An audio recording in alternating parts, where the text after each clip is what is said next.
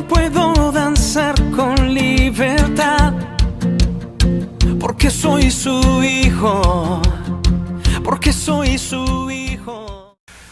Bien, el título del sermón de esta mañana es Lunes de Resurrección.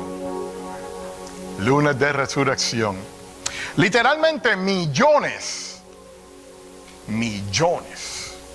de sermones han sido predicados sobre el domingo de resurrección. Pero ¿y qué? ¿Y qué del lunes de resurrección? Y tal vez algunos dirán, eso no está en la Biblia. Oh, but it is, my friend. Eso sí está en la Biblia. La sociedad moderna en que vivimos le da un gran énfasis al domingo de resurrección, pero no en la validez del contexto de lo que se está celebrando, sino en promover ropas, modas, perfumes, restaurantes, huevos coloridos, conejos, todo menos el verdadero significado de la resurrección. En las iglesias se reserva este día para promover el alcance a los perdidos, a los que se han descarriado de la iglesia, porque muchas personas que o nunca han ido a la iglesia o tal vez asistían y dejaron de asistir, aprovechan esto como la oportunidad de poder volver a la iglesia, porque saben que la iglesia va a estar llena, va a haber mucha gente, nadie los va a conocer, así que calladamente pueden entrar, se sientan calladamente en algún sitio para que nadie los reconozca y de ahí se van. La resurrección de Cristo no fue el final de un capítulo, fue el principio de la esperanza, fue el día que cambió radicalmente al mundo, radicalmente. Fue el momento que cambió los rituales, las creencias, los estilos de vida, cuando la piedra que cubría la tumba oscura rodó, la naturaleza tembló porque no podía contener el poder de Jesucristo. Cuando Jesucristo resucitó, nos resucitó a nosotros también con Él. Romanos 6:11 dice, así también vosotros consideraos muertos al pecado, pero vivos para Dios en Cristo Jesús, Señor nuestro. Cristo, cuando resucitó, hizo esto. Él rompió la tradición de ir de vida a muerte para ir de muerte a vida. Eso fue lo que Él hizo.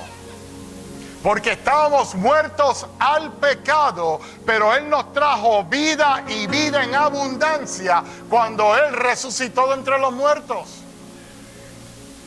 La lectura bíblica de este sermón se encuentra en 1 Corintios, capítulo 15, versículos 3 y 4.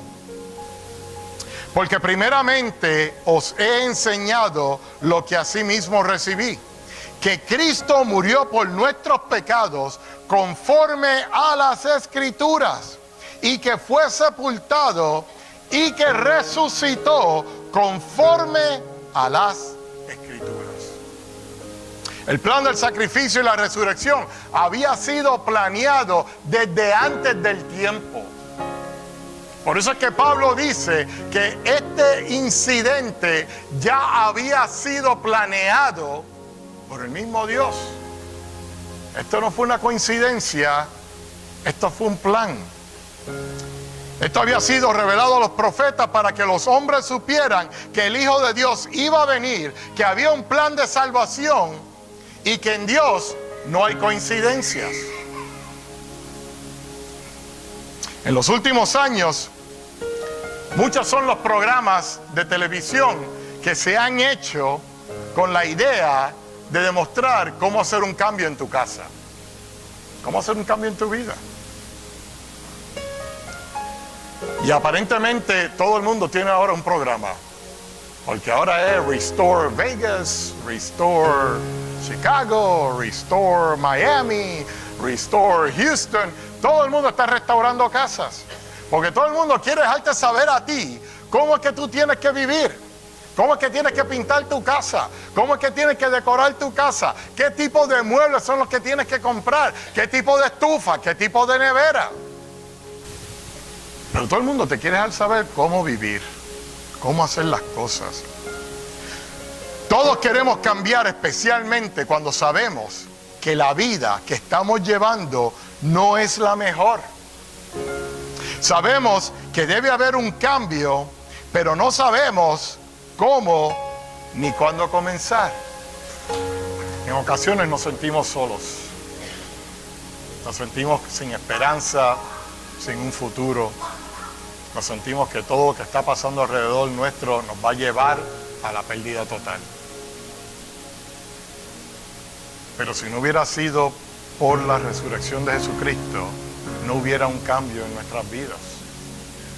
Si Jesucristo no hubiera resucitado, hubiera sido un criminal más que murió aquel día. Porque murió como un criminal. Fue tratado como un criminal. Fue rechazado por el gobierno, fue rechazado por la religión.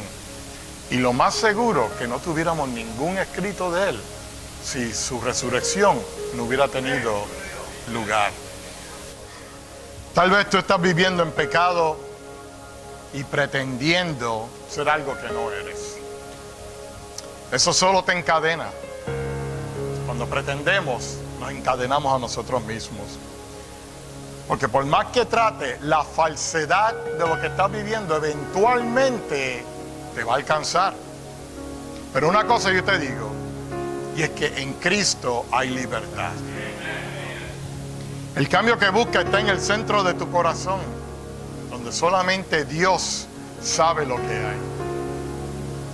Como Miguel testificaba, él sabía que él tenía que hacer algo y recurrió a la fuente de vida.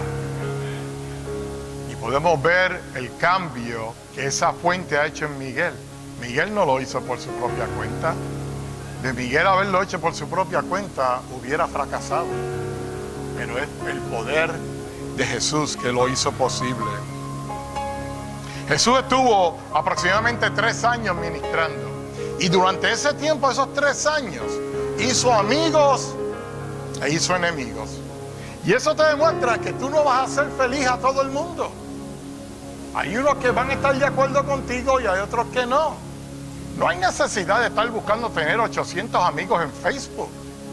Por esos 800 amigos de Facebook, te pregunto, ¿cuál de ellos te va a ir a visitar al hospital?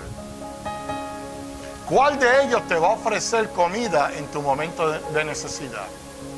¿Cuál de ellos va a decir, cuenta conmigo para lo que sea?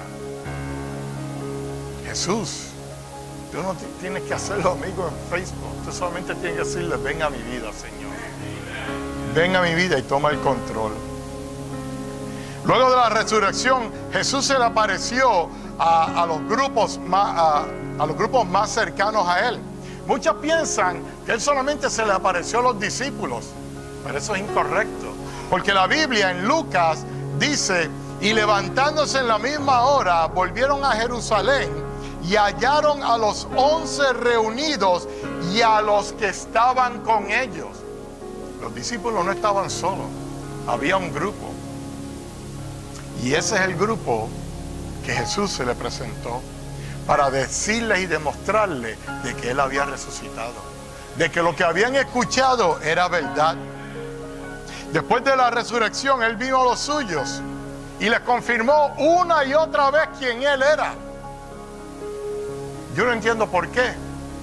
Porque para mí, si tú estás muerto y después de 3 días tú apareces, esa es toda la evidencia que yo necesito. Yo no necesito que tú hagas milagros ni nada por el estilo. Pero Jesús lo hizo. Jesús lo hizo por nosotros. El capítulo 1 de Hechos menciona que después de haber resucitado, Jesús pasó aproximadamente 40 días entre sus discípulos y sus seguidores. Y que durante ese tiempo hizo muchas obras. Obras que dice Lucas que eran obras convincentes de su poder.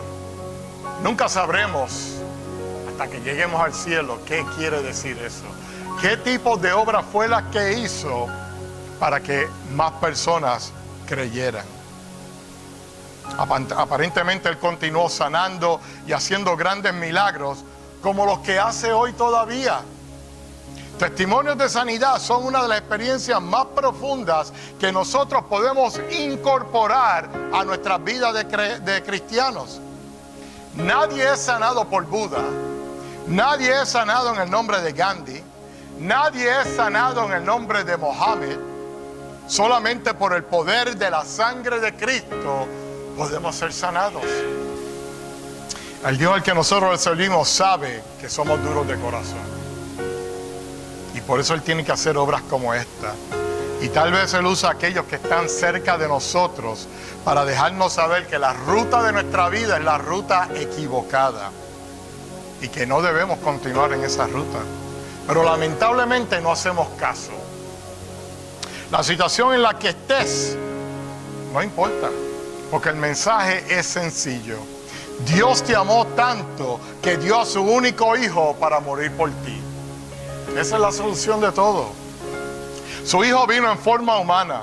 Él fue traicionado por su amigo y compañero de ministerio. Fue negado por su mano derecha. Fue abandonado por aquellos que le seguían constantemente. Fue maltratado, azotado y torturado por el gobierno. Fue crucificado en una cruz para morir, una de las muertes más torturantes en la historia de la humanidad. Pero nada de eso lo detuvo para que al tercer día resucitara de entre los muertos para darte victoria en tu vida hoy. El gobierno romano pensaba que ellos habían creado la cruz. Pero no fue así. El gobierno romano también pensó que si sellaba la tumba con el sello del Imperio Romano, nadie podía acercarse a Jesús y nadie podía atentar tocar a Jesús. Pero el sello, representando el poder humano y diabólico, atentando a controlar el poder de Dios, quedó invalidado, porque a la resurrección de Jesucristo Él rompió el sello e hizo posible que tú puedas acercarte a Él, tocarlo a Él y vivir en Él. Y aunque el hombre dijera que no te podías acercar a Jesús, Él lo hizo posible. La resurrección de Cristo es el testimonio y la evidencia que ni la muerte, ni ningún otro ataque que venga contra ti tiene poder contra ti. Porque tú estás protegido por la roca inconmovible que se llama Jesús de Nazaret. Él venció la muerte para que tú tengas vida. El milagro de la resurrección no ocurrió antes de Jesús ni después de Él. El milagro de la vida ha sido pasado a aquellos que reconocen que Jesucristo es el Hijo de Dios, que es el Redentor y Salvador de nuestras vidas. Tú no puedes ir al Padre si no es por Jesús. La cruz vino a ser el puente que se estableció entre el cielo y la tierra para que podamos tener alcance al trono de Dios. Nuestro Redentor vive. Y Él viene otra vez a buscar a su pueblo. Él viene a buscar a un pueblo que le haya servido en espíritu, en verdad y de corazón. Así lo prometió. Así yo lo creo. Porque Cristo no está muerto. Él está vivo. Aleluya. Inclinemos nuestros rostros.